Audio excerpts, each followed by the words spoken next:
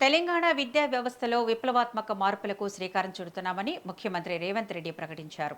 Hyderabad LB స్టేడియంలో జరిగిన విద్యా వారోత్సవాల సభలో ఆయన మాట్లాడుతూ రాష్ట్రంలో విద్యార్థి ఉపాధ్యాయ నిష్పత్తి 17.1గా ఉందని, ఇది దేశంలోనే అత్యుత్తమమని పేర్కొన్నారు. ప్రైవేటు పాఠశాలలకు ధీటుగా ప్రభుత్వ పాఠశాలలో ఫలితాలు ఎందుకు రావడం లేదో ఉపాధ్యాయులు ఆత్మ విమర్శ చేసుకోవాలని సీఎం సూచించారు. విద్యా వ్యవస్థలోని లోపాలను అధిగమించేందుకు బడ్జెట్లో నిధులను 15% పెంచుతున్నామని హామీ ఇచ్చారు.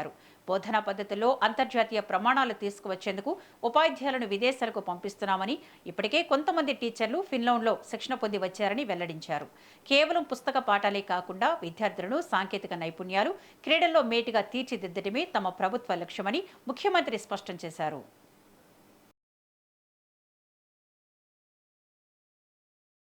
నీతి ఆయోగ్ మనల్ని ఏ విధంగా అభినందించిందో మా సెక్రటరీ గారు మీకు చెప్పడం జరిగింది. దేశంలోనే 4 అంశాలలో గత 3 సంవత్సరాలలో మనం సాధించిన విజయాలను కేంద్ర ప్రభుత్వం మనల్ని అభినందించింది. ఇది మా ప్రజాప్రతినిధుల ఒక్కరి వల్లనే సాధ్యమైందని నేను భావించడం లేదు.